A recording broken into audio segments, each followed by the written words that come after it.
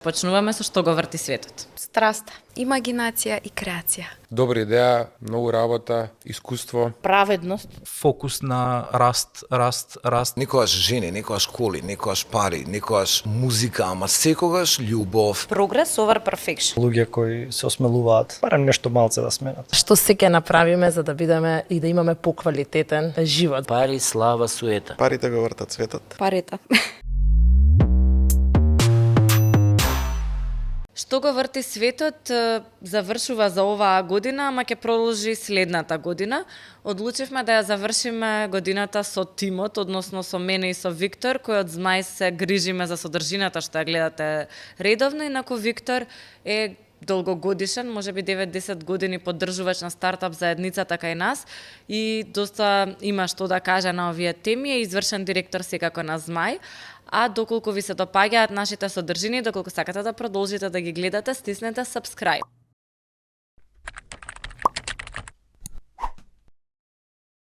Маркетинг и продукција за нас работат add value и не поддржуваат во овој дел на вистина.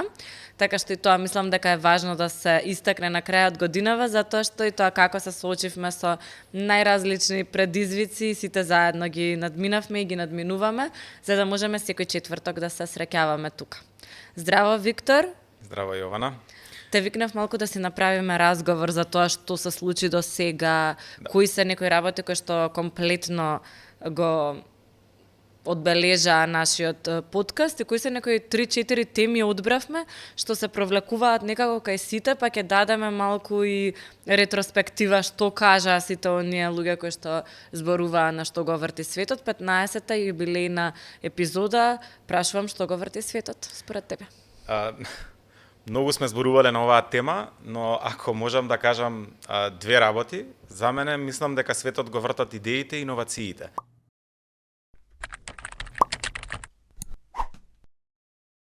Се почнува од идеја, а ако идејата вроди со иновација, тогаш иновацијата носи развој. Развојот носи новини и мислам дека тоа е доволно за да светот продолжи да се врти. А кој ги прави овие иновации? Луѓето. Да. Се започнува со луѓето. Јас кажав идеја, идејата е нешто кое што да произлегува од роди, некој да. што има рацио, така што сега за сега во светот, луѓето на светот на оваа планета се уште се единствените кои што рационално размислуваат, барем така вели науката. Значи, Роби за џабе се дотера, уште идејата не може да ја даде баш онака како што може да произлезе од некој од нас. Сега интересно е што почнуваме со луѓето, затоа што тоа беше некоја нишка која што буквално некако ја гледавме во секое гостување. Кој да дојдеше тука зборуваше за некој кој му помогнал, за семејството, за тимот со кој што работел, за не знам, ментори кои што во животот им се нашле, особено на почетокот, затоа што не гледа доста помлада публика и треба да знае дека тој ментор што е подготвен да ти даде знаење, е човек кој што стварно може во иднина да ти го одбележи развојот. Така. И сакав да зборуваме за луѓето, затоа што често се зборува за оној индивидуален успех, ама колку реално било кој успех може да е индивидуален? Јас лично не верувам во индивидуален успех. Сите успешни луѓе во светот, во било која област од творење и работа, успеале благодарение на систем кој што дал резултат, односно поддршка тим луѓе. Најголемите предприемачи во светот, ако ги видите нивните животни приказни, ќе видите дека тие започнувале секогаш со барем уште еден партнер или соработник кој што ја давал поддршката и знаете како вели нашиот народ, две глави размислуваат подобро од една.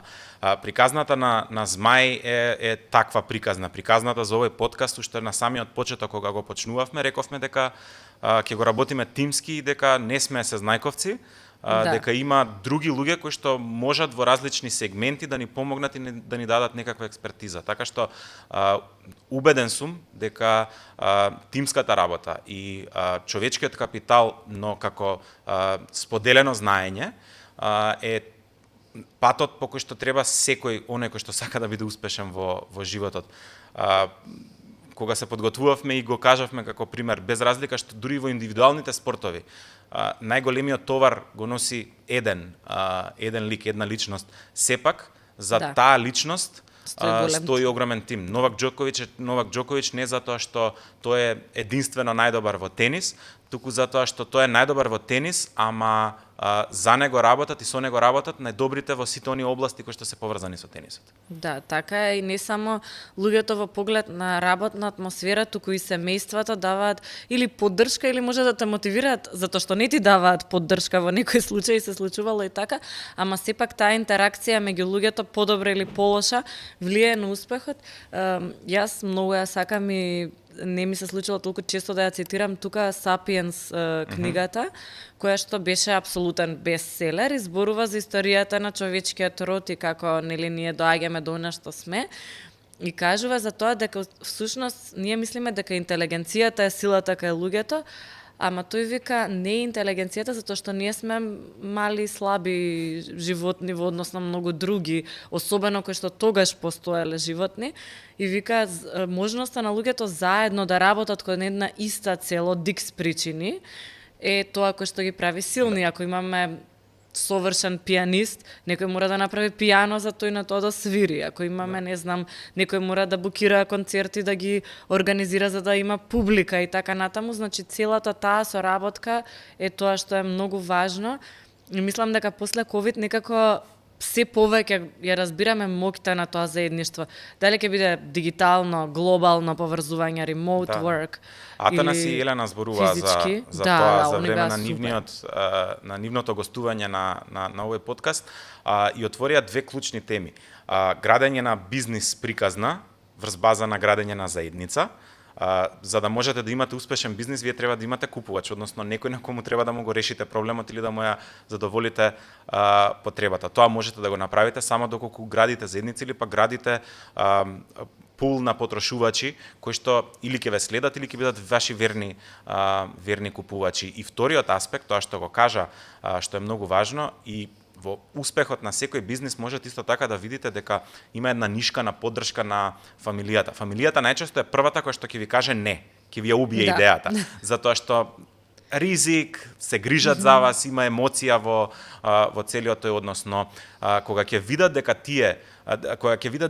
вие се вложувате дополнително и гледаат дека тоа што го правите на вистина добро, И ве прави среќни. Сања со незината приказна, начинот на кој што го убедила незиниот родител да ја даде шанса, можност да го развие бизнисот во скроз друга насока, е еден од примерите кој што на вистина ни кажува во пракса како може семејството, фамилијата да биде од една страна критичар, но од друга страна да биде многу голема поддршка и подкрепа за тоа што треба да следи. Не случајно. Па исто мислам, извини што ќе те прекинам, и Зоран имаше добра поента каде што вели татко ми беше секогаш скептикот, мајка ми беше таа што само ти работи сине, тука јас сум поддршка и некако веројатно тој баланс некогаш па и добро е да те натера да се запрашаш за идејата, уште еднаш да се преиспиташ, да направиш може подобра одлука, или може да ги убедиш од динат, како што беше случајот со Сања. Ќе искористам оваа прилика, ретко сум ја кажувал оваа приказна, ова е моја лична приказна. Само не кажавме дека студираше на Texas A&M, што е еден од најдобрите факултети за предприемништво во Америка и можеби најголем државен универзитет. Еден од најголемите. Расте, и другите факултети растат, но на Texas A&M студираат преку 70.000 студенти. Тоа е нешто двојно од бројот на студенти на УКИМ кај нас. Кампусот е буквално втор по големина во Америка и е голем колку од Тифани до бензинската кај Борис Трајковски. Значи, буквално толкав кампус на кој што се создаваат новите генерации на лидери. Да се вратам на приказната која што сакав Врати се, сега и ќе те вратам. Сакав да кажам дека некои од работите кои што ги имаш создадено како ставови потекнуваат и од тоа искуство. Секако.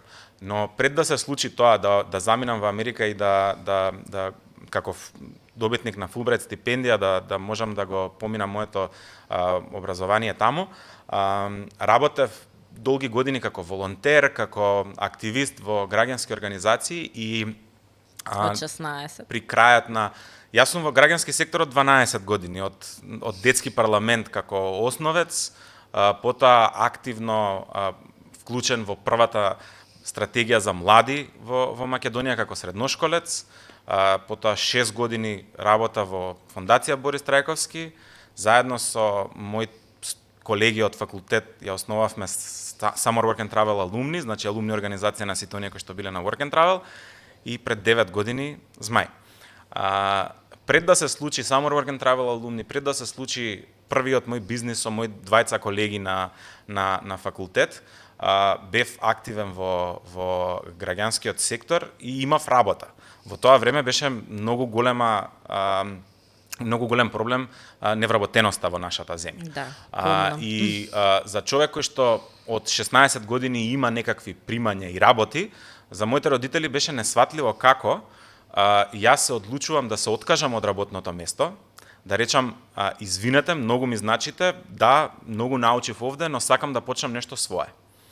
Во една прилика мајка ми после неколку години ми кажува дека била подготвена во тој момент да се качи на автобус и да отиде кај мојот претходен директор, да го моли да ме врати на работа или да ме убеди да се вратам на работа, затоа што таа веруваше дека правам грешен потек. Односно дека тоа што јас верувам дека ќе успеам во мојот бизнис или во некоја нова активност која што ќе ја правам, а не е сигурно работно место, нема всушност да биде правиот избор. Но времето покажува дека таа всушност во тој контекст го кажа. Тогаш не сум верувала дека можеш тоа да го направиш, ама кога видов што создаваш, колку си поисполнет кога создаваш нешто свое, наспроти да работиш за некој друг, сватив дека погрешно сум размислувала.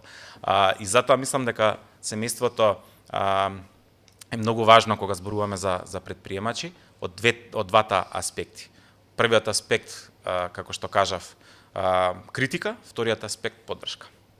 Така и јас само кога ќе си помислам колку често тука ги цитирам моите дома и сестра ми, тоа како сваќам колку имаат влијание врз мене, сето тоа што им се случило, што им се случува и сето тоа што, да кажеме, го работи сестра ми, многу често се случува, ќе ми се јави, ќе ми каже нешто како она решила проблем на работа, па потоа нели ќе се потсетиш како можеш ти да го решиш проблемот со кој што ти се соочуваш.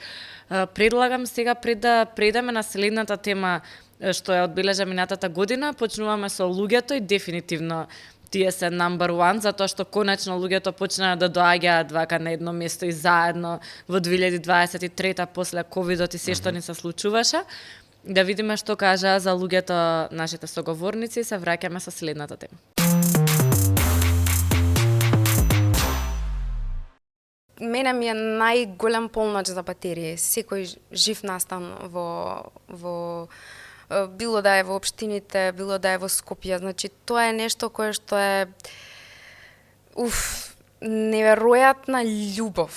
Значи, не можам да го објаснам тоа чувство со зборови, тоа е магично чувство, има безброј смешки кои што се случуваат во текот на настапите, затоа што децата се, како што рече, најискрени и деца. Имаше во еден настан, баш беше, мислам дека пред ГТЦ, пред продавницата Биби Верзум, и во еден момент, тогаш беше водител Ана Јовковска и им даде микрофон на дечињата да поставуваат прашања.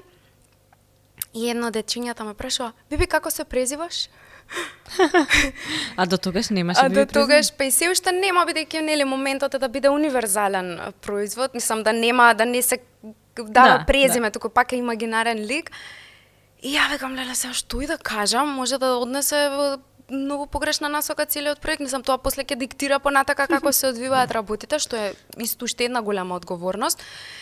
И јас само детски пробувам да се извадам и викам: "Леле, другарчиња, па јас заборавив како се презивам." И детенцето кој што ме праша, го направи најблагородниот чин што постои, го прават само децата. Тој толку многу се солидаризираше со Биби, што рече: "Биби, немој да се секираш. Па еве јас заборавив како се викам." И вака седам и викам, значи детето ја спаси Биби. Да. Ја спаси да не е незгодно во една ситуација, нели, да не е срам. Тоа е нешто кое што го прават само децата. Тие се толку магични, толку искрени, толку добар пример за правилно добро однесување, што е неверојатно. Многу е добро тоа кога можеш да се обкружиш со луѓе кои се попаметни од тебе.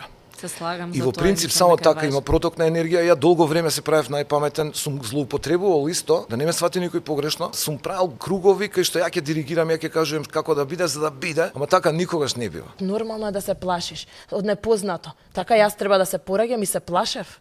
Колку и да ми кажуваа дека сите Елена се породија. Добро, мене ми е непознато.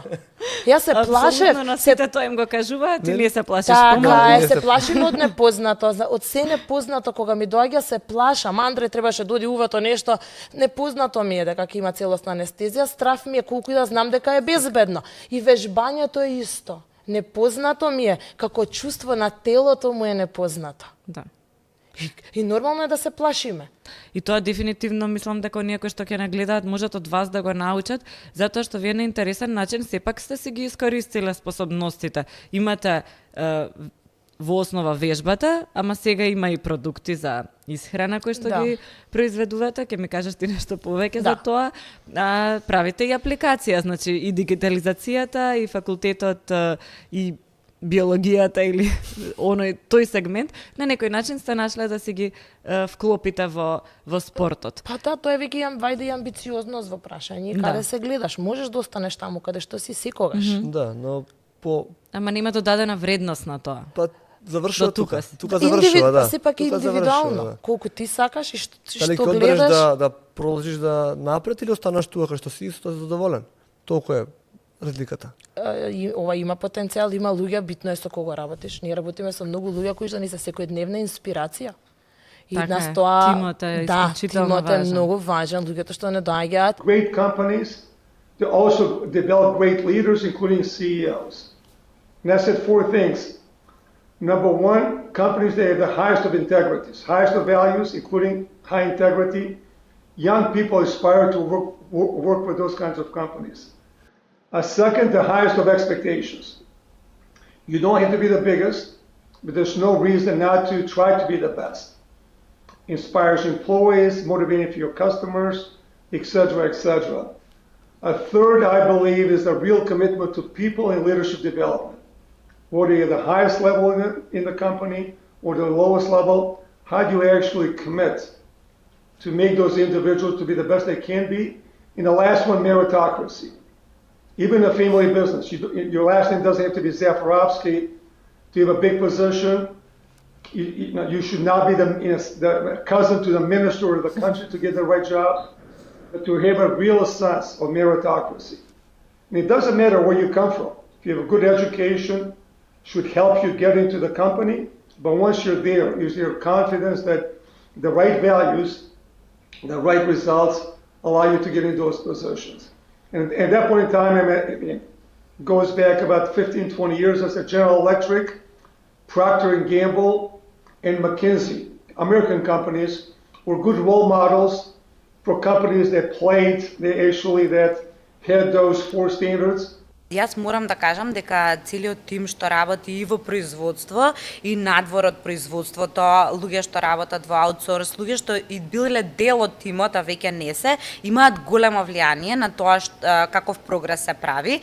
Условите за работа конкретно за производството гледаме континуирано да ги зголемуваме, затоа што јас сум поборник да ветам нешто, да направам месец-два разлика и после тоа да не можам да го издржам тоа. Затоа тие сите промени што ги правам во производство за они да се осеќаат подобро, значи повеќе присутни, да можат да имаат отворен однос со нас, да имаат поголема надокнадна месечна, да можат нели да си кажат што им треба. Значи тоа се мини степс, меѓутоа ги правиме. И секогаш гледаме што подобри да бидат.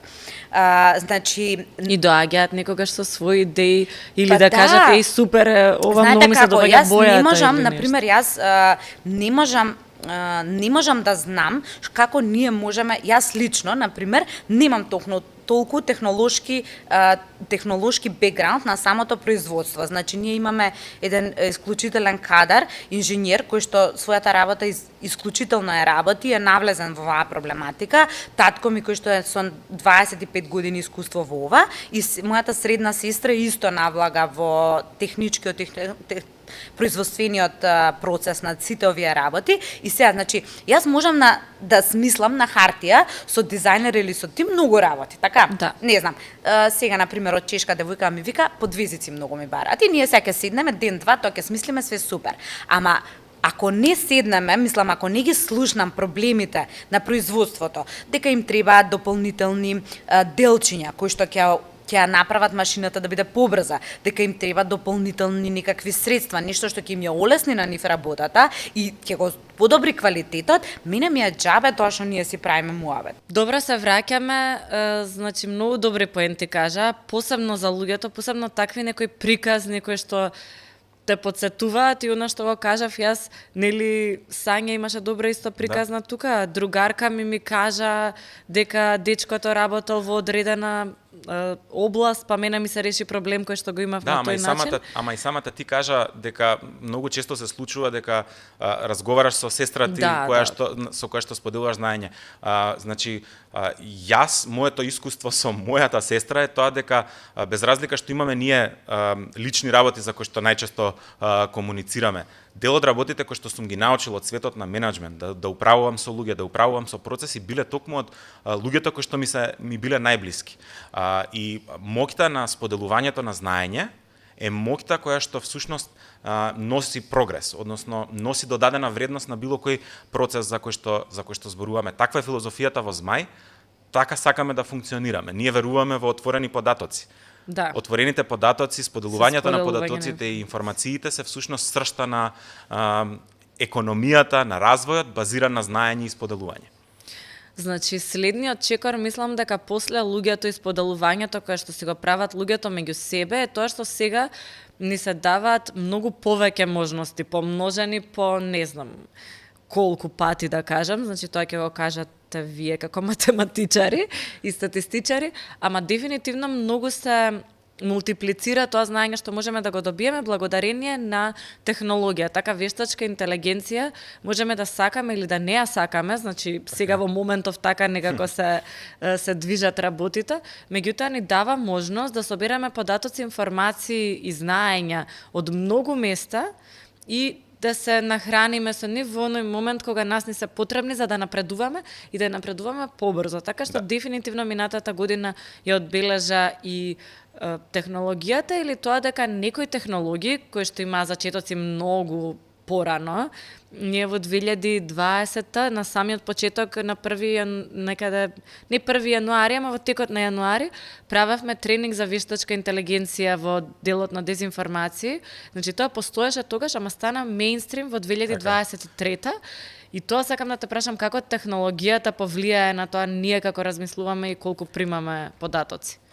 Технологијата од аспект на светот во кој што ние работиме како здружение, како професионалци, а тоа е светот на податоците, е само дополнителен поттикнувачки фактор за развојот. Кажав дека зборуваме за отворени податоци, зборуваме за споделено знаење. Вештачката интелигенција, најпознатиот, најпопуларниот, можеби, сервис кој што го користиме сите ние, кои што работиме во оваа област е ChatGPT. ChatGPT учи врз основа на споделено знаење, односно знаење кое што сите ние, како заедница која што го користиме таа соодветна технологија, создава дополнителна вредност. За мене технологијата е само дополнителен и поттикнувачки, поддржувачки фактор за процесите кои што ги работиме. Не треба да се плашиме од технологијата. Ако се вратиме 100 години наназад, кога единственото транспортно средство била запрежната кола, па потоа со благодарение на технологијата сме стигнале до одредени мотори кои што можеле да имаат одредена моќност да превезуваат стоки, услуги, патници, сме стигнале до зборуваме за беспилотни возила после 100 години. Значи, технологијата е таа која што само може да не поттикне да бидеме попродуктивни. Затоа и технологијата треба да ја гледаме како дополнителна вредност, а не како закана. Знаеш, многу често се вели технологијата. Ама секогаш се гледала како закана. Да, секогаш. И тоа секоја нова технологија. Секоја нова технологија. Затоа што природно е човекот да се плаши од нешто ново. Природно е човекот да се плаши од промени. И треба за да биде предпазлив, не е тоа нешто ненормално, ама е секогаш така. Но треба да бидеме свесни дека технолошките промени, ако им требале 50 години да се случат во претходниот век, сега технолошките промени се случуваат многу побрзо. И затоа треба да градиме општества, треба да градиме заедници кои што ќе бидат отпорни и ќе бидат отворени да учат и да се прилагодуваат на тие технологии. Ако некој ми кажеше дека во една од епизодите имаше и Тито кажано дека твојата баба користи Вибер. Значи, ако некој ми кажеше дека редовно. Да, ако некој ми кажеше дека Facebook ќе стане платформа на која што генерацијата плюс 40 ќе биде најактивна и и над тоа ќе биде најзастапена, немаше да поверувам.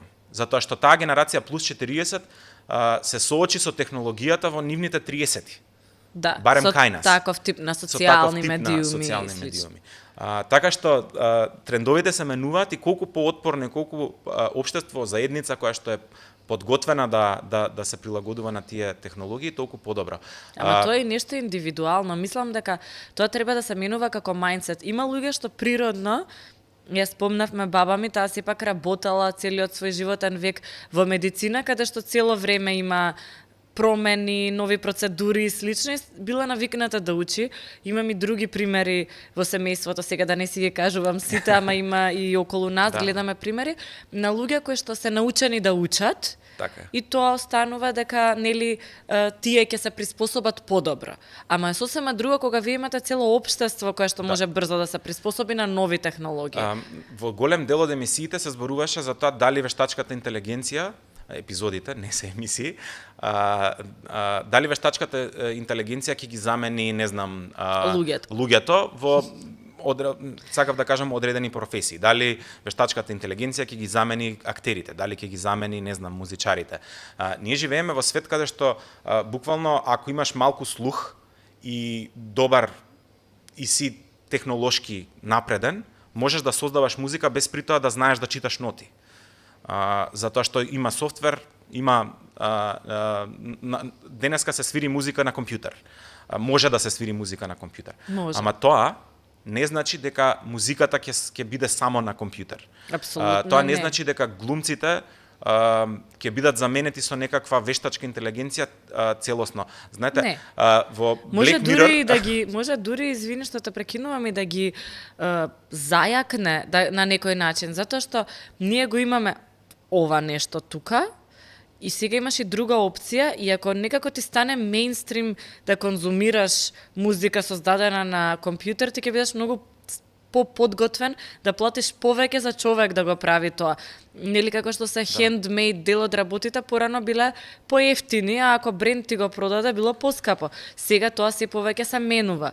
Имаше некои примери во делотите на актерството, да кажеме, можеби ќе бидеме утре повеќе спремни да платиме за филм каде што имаме реални актери. Можеби ќе бидеме далеку поподготвени да поддржиме одредена медиумска куќа каде што знаеме дека луѓе ги создаваат вестите и дека тие се проверени, квалитетни и така натаму. Види, тоа го размислуваме ние од денешен аспект.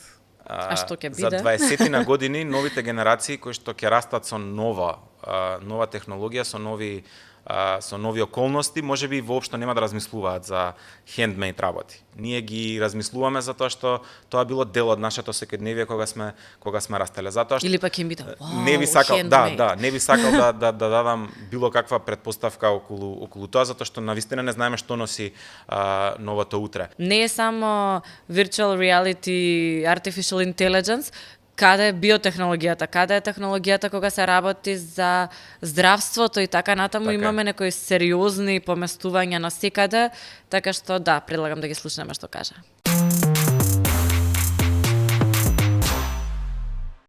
Сведоци сме на Amazon деливери со дронови, сведоци сме на self-driving cars, кај што една цела индустрија се менја, имаме виртуал асистенти што немаат работа, процеси се оптимизираат и мислам дека поголемите компании можат многу лесно да збришаат една цела генерација на работници.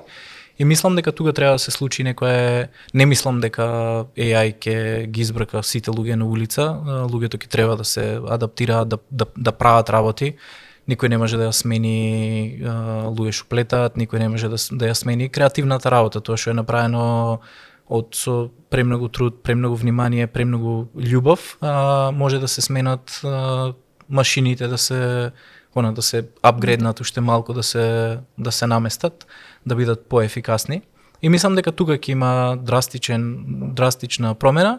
Меѓутоа мислам дека со тек на време дали може такси ќе се зголемат за такви поголеми компании, за да може да се враќаат тие пари назад во системот кај работниците. Мислам дека луѓето вака кој што сме тргнати, повеќе ќе го уживаат животот со можда помалку работа, можда работа на работи што ги сакаат, што ги исполнуваат, наспроти 9 до 5 канцеларија работа, втора смена, трета смена во таа насока. И за тоа би добивале одреден надомест кој што е фер. За тоа, да, од целиот тој момент на високи даноци што би ги плаќале големите фирми, би се канализирале средствата за да имаат некој основно ниво на живот луѓе. Со четвртата индустријска револуција работите се сменија, а таа е ChatGPT и вештачката интелигенција. За среќа имам фирма која што е баш во тој сектор, една од фирмите, и многу лесно можам да видам што ќе се случи и каде ќе се движат работите. И каде ќе се движат според тебе? По мене ќе има драматични промени. Луѓето не се свесни затоа што обичен пример да земеме, сите одеа дизајнирање на веб страни, да речеме така. Веќе тоа не е потребно да го прават, затоа што било кое младо момче од 12 години може со гласовна порака да побара за 5 минути ќе има веб страна направена од некоја од фирмите како ChatGPT. Веќе не е ни само таа, него има повеќе. WordPress дизајн, нешто такво базично. Да, направи ми веб страна да биде плава со 4 банера од страна, да има open source и така натаму, нели сите тие работи. Сакам тој програм, сакам таков срч да има, тамо да биде поставен. Го добивате за неколку минути. Практично ќе треба некој што знае да комуницира со робот. Па ќе научат. Не, тоа е прилагодливи се луѓето. Луѓето се баш еден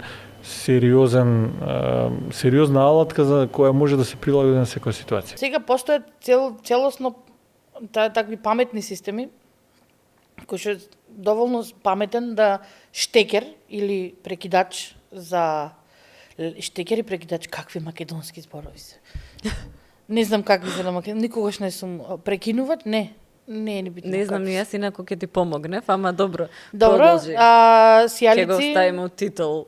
Постојат исто така сијалици кои што се на сензор, значи генерално ако во 2023 купуваш и користиш живи овакви волфрамови сијалици, треба да си, не знам, треба да се расфрла со пари, пошто најкраток век на трајање има и најмногу струја трошат. Имаме сега можност да се расфрлаш со пари, онака баш да ти е гајла за живот на средина. Купи 40 сијалици од тие, од 20 денари. Вака. Ама, да, и после тоа рика секој ден.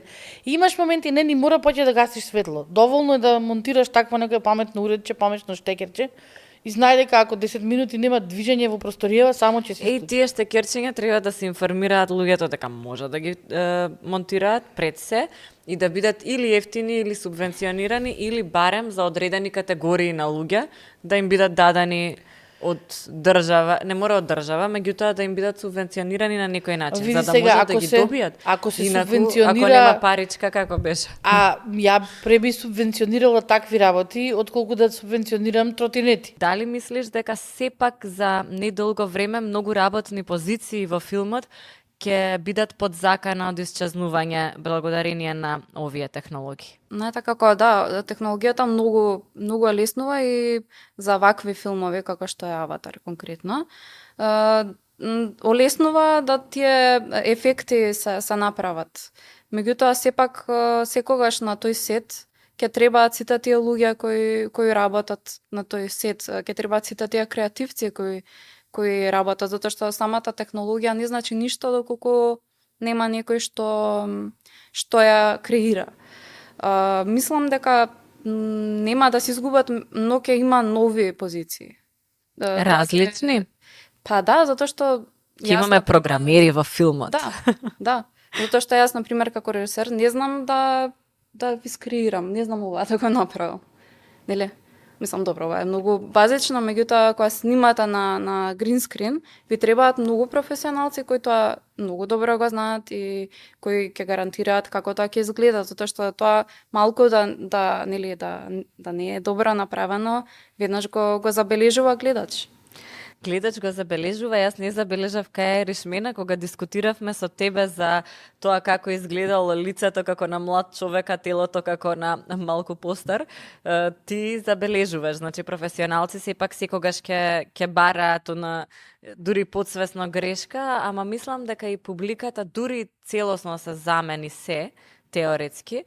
Публиката ќе бара да види луѓе, да види кој е тој актер кој што се појавил, да види кој е режисерот кој го смислил филмот, да го има тој човечки сегмент и не верувам дека целосно тоа ќе се изгуби, иако има и поапокалиптични сценарија. Дали мислиш дека сега е времето кога можеби ќе се создаде таква можност да се прават бизниси во областа на виртуелната реалност и дали оние очила конечно ќе ги ставиме? Да, тоа е интересно прашање затоа што е исто и тоа беше тренд, како што сега и вештачката интелигенција и блокчейн и крипто и NFT, се тоа што спомнавме.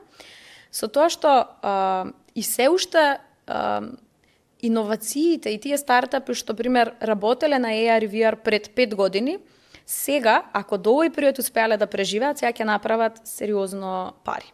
И досега можеби успевале да се поддржат со инвестиции и така натаму, меѓутоа досега AR и VR, особено VR очилата беа луксус бидејќи беа скапи досега, би рекла до пред 2 до 3 години, меѓутоа веќе сега очилата има VR наочари што се од Мета конкретно. Facebook Мета извадени и тие се некаде околу $300 до $500. Што е една цена на мобилен телефон. И Apple мислам извадија. И Apple, но најбол се скапи. $1,500-600, како се што е Apple. Меѓутоа, ако споредите дека чинат колку еден нивен лаптоп, и не е така многу висока цена. Веќе мислам дека ќе има напредок, ќе имаме се повеќе гледаме луѓе со VR очила, но во оној момент кога ќе треба и да имаме стартапи кои што ќе понудат идеја што ќе брка работа, а не само гейминг.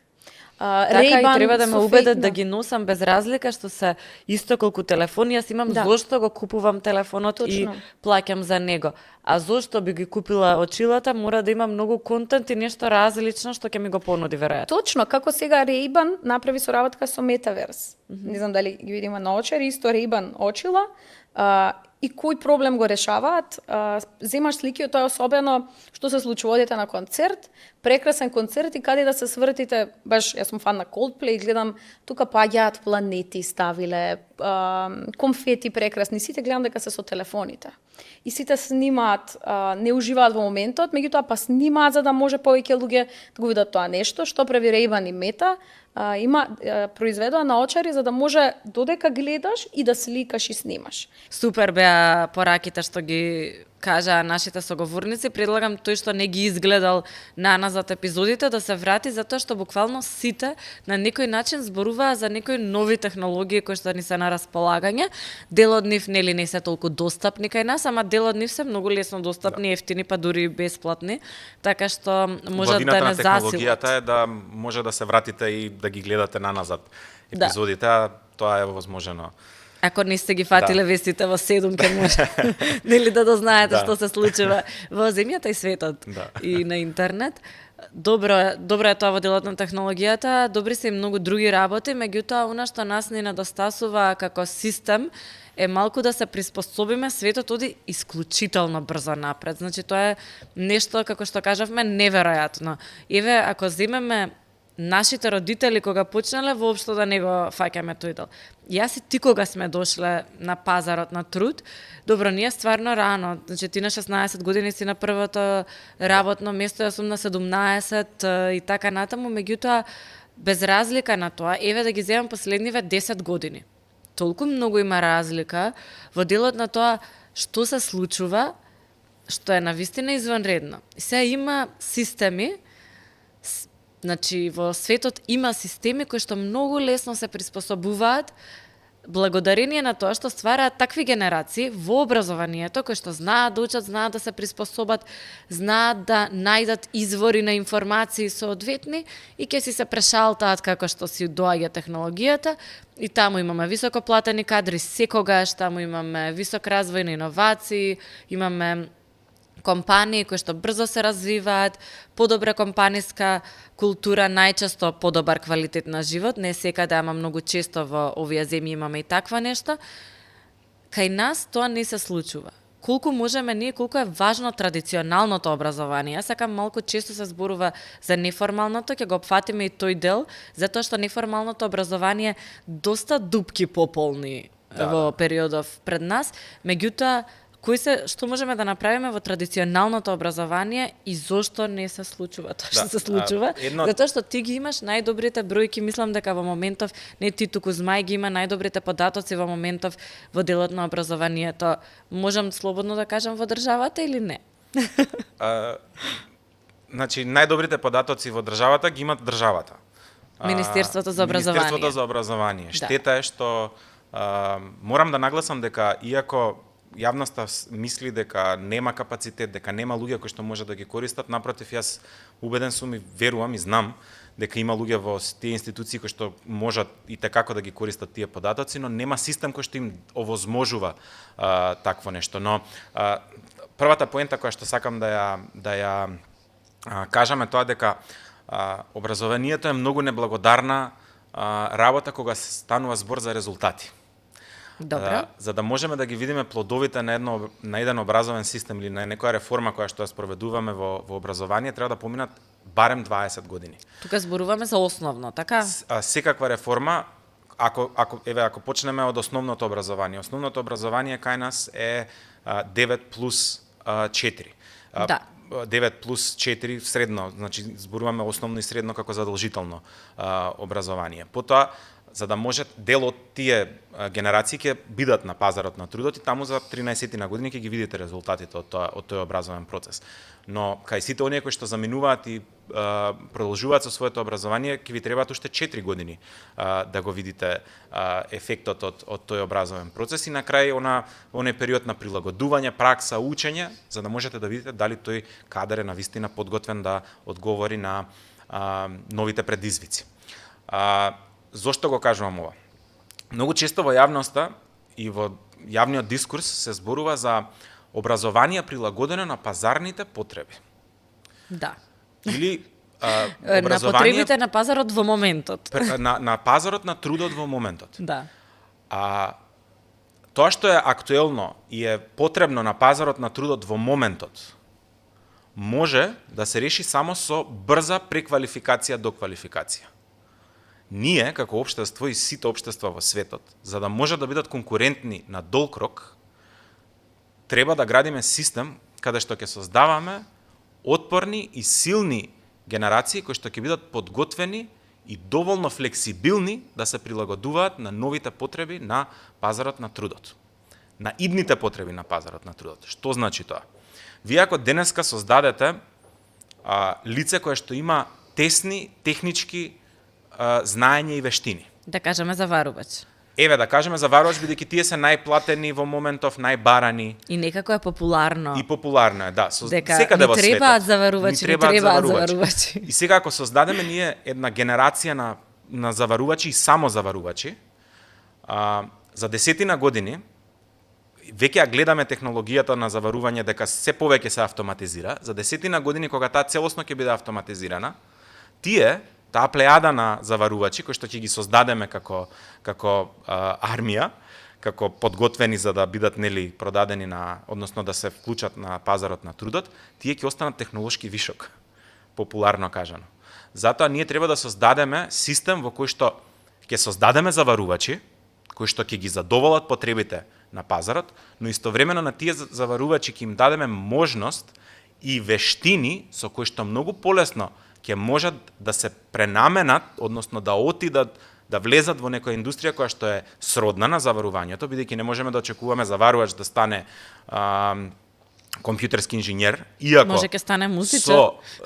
Може ќе стане музичар, може ќе стане и компјутерски инженер доколку се одлучи да се преквалификува. Но брза промена, за да може да најде брзо работно место, всушност ќе може само доколку има доволно вештини и подготвеност да учи.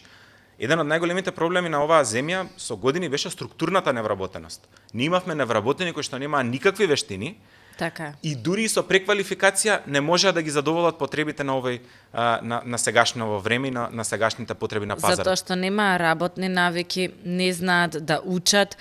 Мислам дека главното е тоа, ајде сега мојот инфлуенсер најголем, мајка ми тоа секогаш го кажува како педагог и како некој што е во образование 30 години, дека треба да се создаваат генерации што знаат да учат брзо. Така е. Значи да знаат брзо да ја земат информацијата, да ја обработат во својата глава и да земат акција некоја да се пренасочат. И друг момент, мислам дека ќе зборуваме и во следниот подкаст за тоа, е да им дадеме покрај она што зборуваме ете заварувач во ред, потребен е, тој веднаш кога ќе заврши средно ќе заработува. И тоа е супер и не треба таа можност апсолутно да им се одземе на младите. Меѓутоа, на тој млад човек да му дадеме барем уште една-две способности кои ќе му помогнат во моментот кога наместо 20 заварувачи ќе биде потребен еден човек кој што ќе клика копче на машина. Така? Две работи треба нашиот образовен систем да сега не сум толку кај заварувањето стручна, да, али тоа ми е предпоставка, ама машините стануваат се подобри. Така е, независно од областа. Две вештини се универзални. Креативно размислување и аналитичко размислување. Доколку ние создадеме генерации кои што ќе можат аналитички, критички и креативно да размислуваат кон било какви процеси. Сега ова може да звучи апстрактно, ама што значи тоа? Доколку тие се соочат со проблем или се соочат со предизвик дека заварувањето, сега го земавме тоа како пример, во следните 5 години веќе нема да постои. Тие знаат да ја проценат ситуацијата и во следните 5 години да најдат начин како да се преквалификуваат, да најдат други можности на пазарот или пак што се случува со IT заедницата во Македонија во моментов. Сите компании кои што почнаа да работат, јас тоа го велам лом производство во IT индустријата, односно некаков dirty work на крајот на тој стинџер на снабдување, развија вештини кои што им отворија можности да работат и малце понапредна работа. Да. Но како што поминуваше времето, развојот на вештачката интелигенција, сваќаат фирмите дека IT индустријата нема долго да носи такви приноси какви што носеше изминативе неколку години. Зошто тогаш најголем дел од IT компаниите, малите IT компании почнуваат да размислуваат за ширење и во други области, пред се во недвижности, нешто што е многу многу чудно, нели? Да, многу недвижности практично. И меѓутоа има и други интересни, сега гледам телекомуникација е интересен како сектор и си бираат и ги дигитализираат, ама тука веќе ти требаат најразлични типови на кадри и меѓутоа баш кај IT индустријата е интересно што сепак се работи за индивидуи кои што знаат да учат најчесто, кои што знаат да се приспособуваат на нова технологија, нов програмски јазик и слично, па некако тие полесно се адаптираат. Проблемот настанува каде што немаме адаптација. Значи што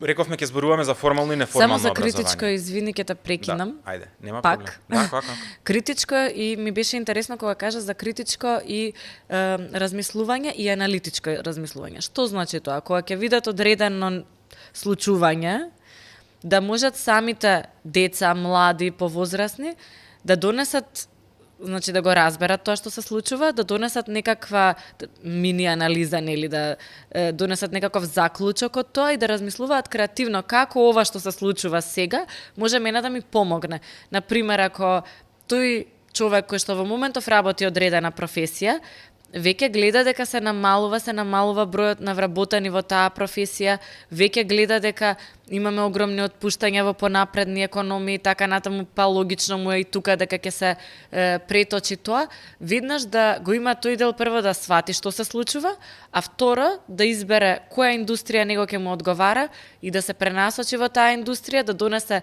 креативна одлука за тоа како да си го реши сопствениот проблем. Така. И тоа е нешто кое што може да се учи буквално од градинка, па основно, може во средно и може на факултет секако. Една работа треба да сватиме ние во нашава земја. Имаме некако стигма околу системот, затоа што системот многу често во минатото не изневерил. Но, во сегашност. Па и во сегашноста. Треба да сватиме дека без утврден, развиен, функционален систем не може да очекуваме напредок. Што значи тоа? Формалното образование многу често го критикуваме дека е застарено, дека не вложуваме доволно напори да најдобрите бидат тие кои што ќе бидат наставници, оние кои што ќе го пренесуваат знаењето и дефинитивно тоа се областите кои што треба да ги поправиме. Но не смееме да наставници по ученик? Тоа е многу интересна статистика која што кажува дека во учебната 2001-2002 односот наставник-ученик бил 19 ученици на еден наставник. Што значи дека близу 19. Што значи дека сме имале некаков нормален стандарден распоред на големина на паралелки.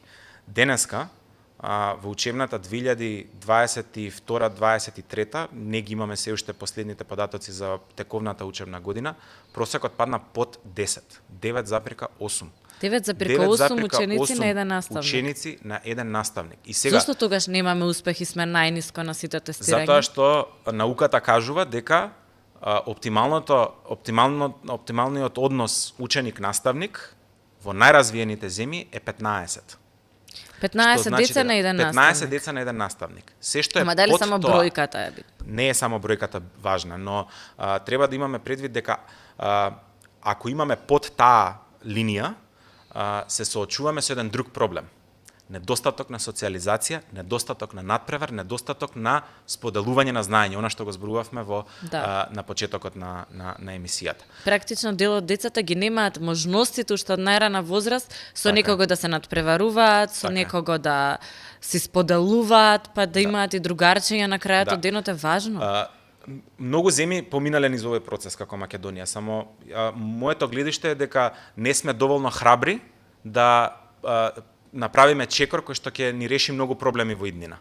Португалија е земја која што се соочувала со ист таков проблем како кај нас и направила радикален чекор. Рекла, сакаме да имаме квалитетно образование ќе го правиме како стандард за секое едно дете. Ама покрај образование ќе обезбедиме соодветен транспорт кој што ќе биде сигурен, безбеден, каде што навремен, каде што децата и родителите ќе се чувствуваат комфорни да го користат секојдневно, да го користат затоа што благодарение на тој транспорт детето нема да остане во оделение кое што има 3 ученика кои што се од прво, трето и четврто оделение, односно тоа дете ќе учи во оделение каде што ќе има најмалку 20 ученици, каде што ќе може да се надпреварува со неговите или нејзините врсници во знаење, во стекнување на нови вештини, а од друга страна наставниот кадар, кој што многу често го забораваме.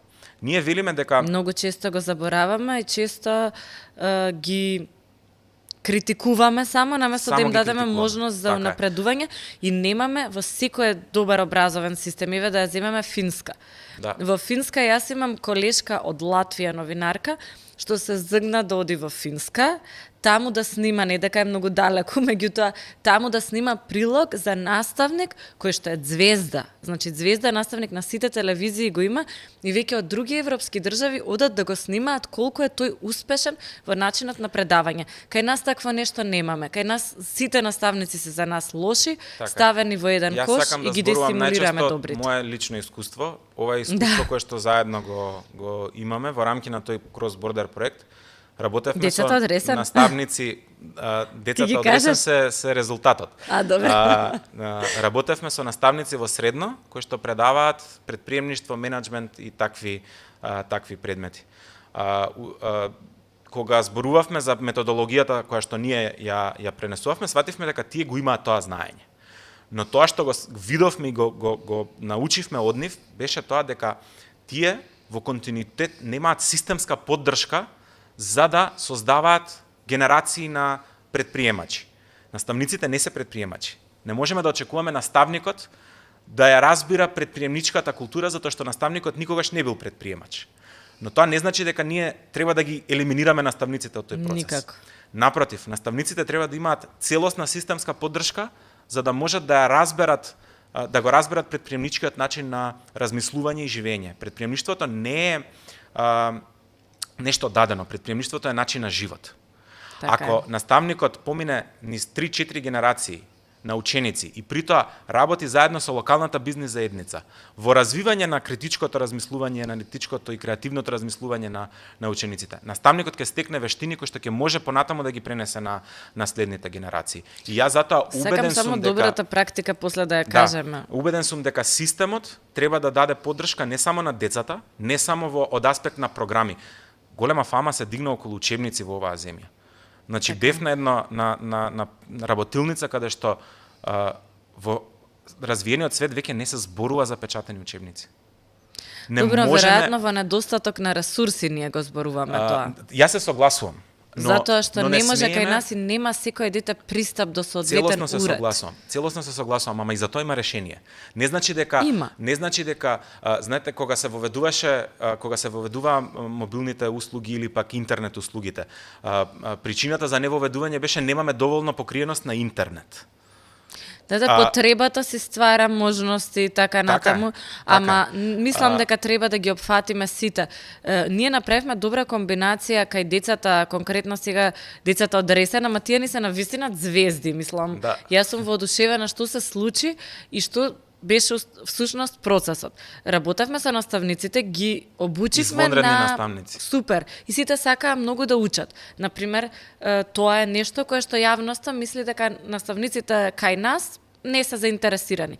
Сега можеби затоа што вие предаваат баш предприемништво, па се позаинтересирани. Ама што направивме? Ги обучивме наставниците прво, работевме со нив на начинот на размислување, мајндсетот, како се расте еден бизнис, како се предава во делот на предприемништвото, и практично праксата од Америка ја донесовме тука и ја приспособивме за средно образование. После тоа направивме платформа онлайн, каде што децата можат практично си напишат еден бизнис модел, па потоа ги носиме чекор по чекор како да го развиваат, како да одат да зборуваат со потрошувачи, како да одат да зборуваат со потенцијални добавувачи, да го поминат еднаш процесот и да го подобрат тој бизнис модел. И последниот дел од таа обука на некој начин беа приказни на реални предприемачи од кај нас, од Македонија, луѓе кои што успеале од најразлични места, од најразлични градови, баш ги одбравме да бидат некоја комбинација, за децата да можат да видат дека сепак нема потреба вие да се одселите некаде во странство за да бидете успешни, туку еве имаме реални примери кои што се со години создаваат успешни бизниси, нешто што сега го преточуваме на некој начин во овој подкаст. Почна во таа програма, значи им дадовме таква дигитална алатка за учење и програма цела таму на која што може да се потпрат наставниците во секое време. И третата работа, физички менторирање на децата. Значи јас помнам кога отидовме во Ресен првиот ден со оваа група на ученици, 15-16 години, супер бизнис идеја има, не направи... Не бе, 15 прва година бе. Па значи, добро, 14 години. Не, 15 да, сега 14-15 години, зависи кога се запишале, ти дека рано си трнат во школа, така мислиш. Ама, генерално, да речеме околу 15 години, и они имаат идеја, живеат во Ресен, гледаат дека копривата се користи како средство за како хербицид и пестицид за органско ѓубриво и така натаму за јаболката. Сега тие деца велат зошто ова да не го направиме во форма на производ. Работат со наставници од земјоделското средно училиште што се во истата зграда, развиваат рецептура и сето тоа што треба, што го имаат, значи споделеното знаење и доаѓаат да го представуваат тоа знаење пред нас како потенцијални инвеститори. Децата беа толку повлечени, немаа податоци за пазарот, го немаа истражено, го немаа најдено проблемот. Значи баш беа онака како малку со страв. Ние бевме таму 1 или 2 часа вкупно. Тие деца толку многу научија од тие питчинг методи кои што ти практично ги знаеш, си ги користел, си ги предавал предходно, што за 2 часа им го сменивме начинот на размислување, не само на нив, тука беа и наставниците. Што е поважно. Што е уште поважно, затоа што има дополнителна вредност. Да, наставничката Диана беше пред пензионирање и таа се измотивира дополнително и им велеше на учениците: слушајте, учете, вака треба да се направи, еве гледајте, примери ви се даваат, слушајте го ова, мислам баш онака имаше ентузијазам. Тој ентузијазам после им го пренесе на помладите колеги двајца што беа тука, заедно со децата го истрчаа процесот како што треба после, дојдоа најспремни на надпревар, иако беа најмали, со најмало искуство во надпревари, другите што дојдоа беа од поголеми градови, веќе се надпреваруваа предходно на некој надпревар, баш некоја недела предходно, победија, убедливо, ама сите беа воодушевени од нив, мислам онака солзи на очи да ти дојдат. Училишен пич беше нивниот. Училишен пич како што треба, од почеток до крај, со обработено, сработено како што треба. И после тоа дознавме дека уште на 4 надпревари на кои што учествувала оваа група на деца, кои што сега имам 15-16 години, се втора средно, секаде победиле. На тие деца веќе им е сменат мајндсетот. На тие наставници што, како што кажа ти, побитно, веќе им е сменат мајндсетот. И сега тие ќе може да продуцираат такви генерации во Ресен, каде што никој освен традиционалниот систем нема исплатливост да отвори школа. Само освен последна онлайн. Така е, освен онлайн, но само последна реченица затоа што мислам дека се задржавме премногу долго на оваа тема, ама образованието, ако мене ме прашуваше, тоа за кое што треба секојдневно да зборуваме. Во секоја можна прилика, во секој можен медиум. Многу малце се зборува, кај нас се зборува за образование кога немаме учебници, кога штрајкуваат наставниците, кога имаме некаков проблем. Не зборуваме, не ги нагласуваме можностите, не ги нагласуваме, многу често го кажуваш тоа, не ги нагласуваме шампионите, не ги нагласуваме хероите кои што ги создаваме во системот на образование. Тоа што формалното образование го дава, а не може да го даде неформалното образование, е системски пристап на учење. Системски пристап на воспитување, системски пристап на создавање на човечки навики и работна етика. Ама неформалното образование па е неформалното образование е многу поадаптибилно и го гледаме дека се развива и како што кажа на почетокот, пополнува една дупка која што ја имаме како недостаток во нашиот систем. Доаѓам од свет во кој што неформалното образование е основа на тоа што го работиме. Јас имав прилика да предавам на студенти 4-та година на факултет во Америка, каде што неформалните практики ги предочивме, ги направивме во формален факултетски предмет кој што носи кредити на тој факултет. Супер. Така што, ако мене ме прашуваш, иднината ја гледам некаде во средина. Како комбинација? Ние мораме да го развиваме формалното образование. Не можеме да очекуваме дека ќе изградиме критички настроена, креативна, аналитичка нација, ако ние се базираме само на неформалното образование. Основата треба да ја даде формалното образование. А неформалното е тука за брзо да не прешалта онаму каде што има потреба. Така. И тоа нема да престане, нели некои велат ако имаме ние силен образовен систем, нема да има простор за курсеви. Не, тогаш младите ќе знаат кој курс треба да го одберат, каде тие се добри и ќе знаат дека цел живот ќе учат, дека тоа не престане. Што се случува во моментов? Ние ја правиме повторно истата грешка, која што со години наназад ја правиме. Една аналогија. Ако оваа година многу добро се продал пиперот во црвената пиперкајварка во Струмица, достигнала многу добра цена. Комшиите, кои што оваа година решиле дека ќе садат краставици, а не пипер, следната година, бидејќи комшијава видел дека многу добро поминал пиперот оваа година, следната година сите ќе насадат пипер. Економијата е наука каде што понудата и побарувачката го диктираат, ги диктираат цените. Ќе имаме зголемена понуда, побарувачката е иста, цената ќе падне. Да.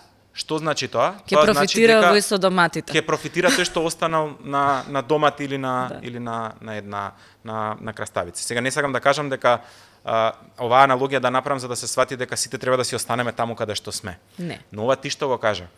Неформалното образование, до обуката, преквалификацијата треба да се случува и ќе се случува. Но таа треба да ја правиме со план и со некаква визија и цел. Ако ние сега создадеме во истиот момент QA тестери, не знам си што е сега многу високо платено и многу популарно во моментот во нашава земја. Ќе создадеме премногу такви кадри кои што ќе си ја бутнат самите цената на пазарот на трудот. Затоа што ако некој не е добар во тоа што го прави, компанијата нема да размисли ни ден пред да го отпушти. Ќе го отпушти затоа што ќе знае дека ќе најде друг, дури може и за помалце пари. Затоа треба да бидеме како општество. И пазарот на труд е пазар. Пазарот на труд е пазар. И таму работи понудата и побарувачката. Така што мобилноста, преквалификацијата, јас знам десетици мои колеги од економски факултет кои што не работат економија, се преминаа во IT сектор.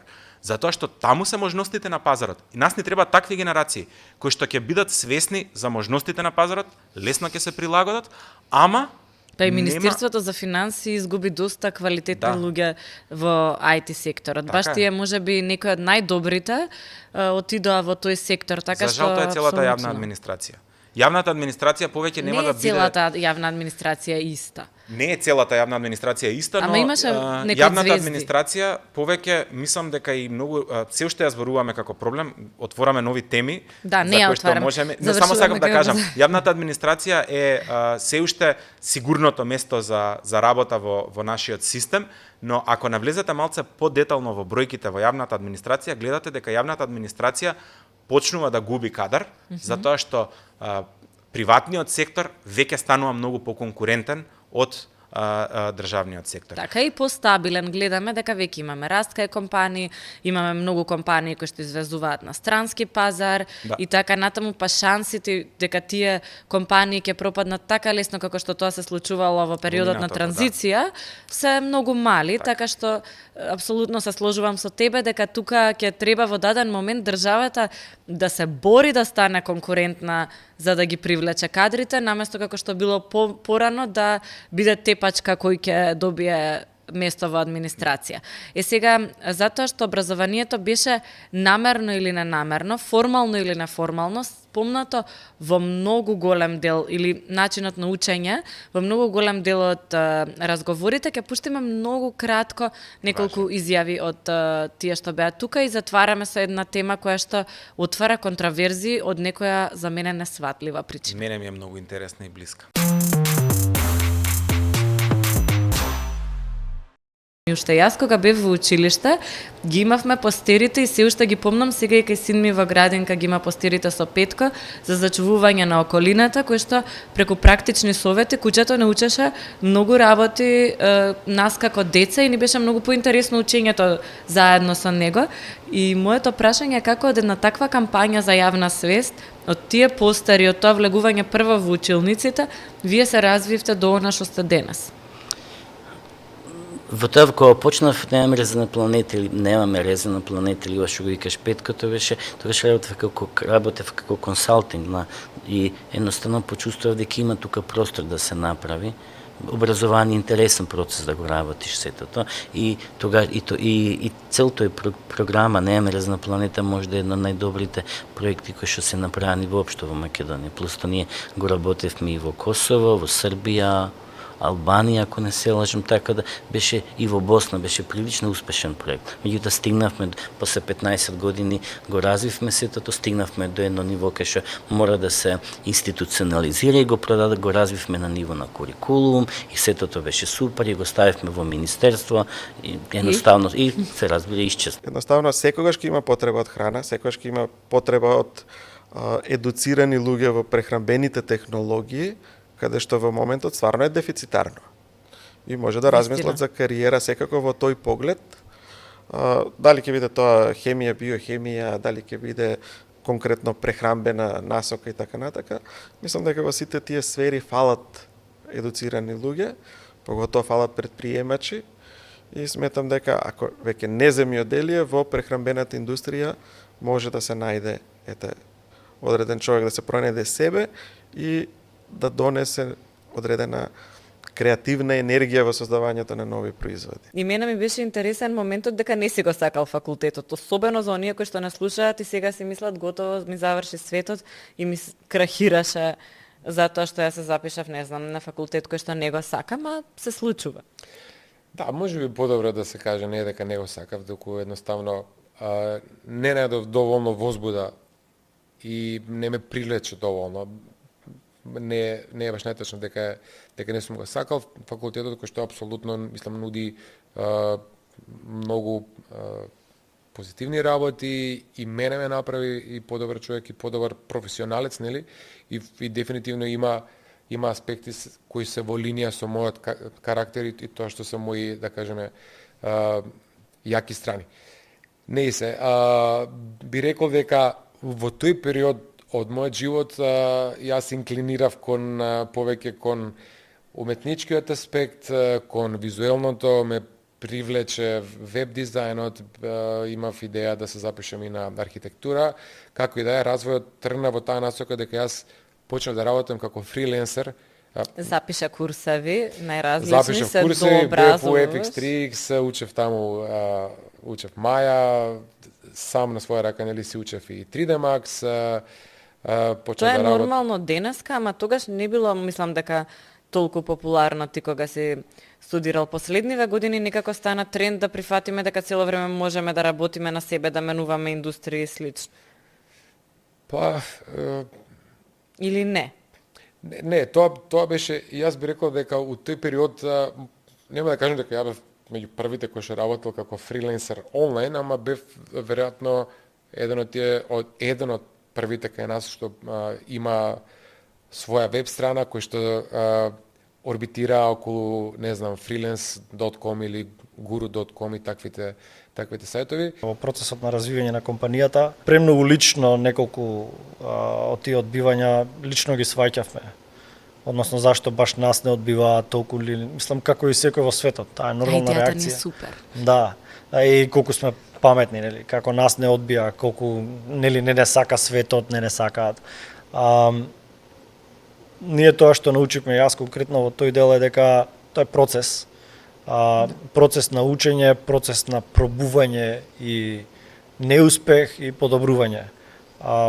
Мислам дека и дури ако ќе погледнете голем дел од тие тек стартапи што тргнале по патот на venture capital, морам да го кажам, не знам како на друг начин да го кажам, по патот на venture capital е самото барање пари е многу голема и многу сериозна работа, односно може да одземе 80% од времето на предприемачот, така да не е лично, е процес, е постапка, е нешто што може да се научи и е нешто што може да донесе многу бенефит.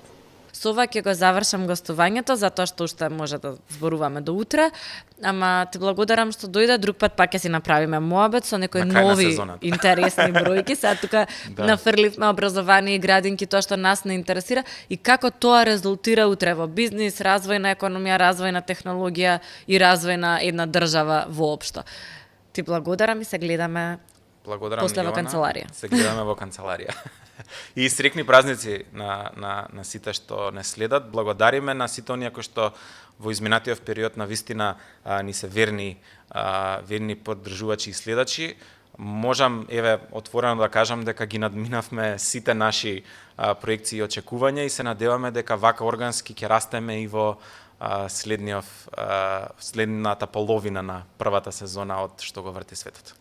Да, со 2024 ќе прославиме и нешто повеќе од 130.000 прегледи, што е навистина интересно за 3 месеци, барем мене ми е интересно, особено на темите на кои што зборуваме. Ти благодарам, Виктор. Среќна нова година, се гледаме до година, како што вели она смешка која што веќе не е ни смешна толку. Се гледаме, чао! Пазете со пиењето.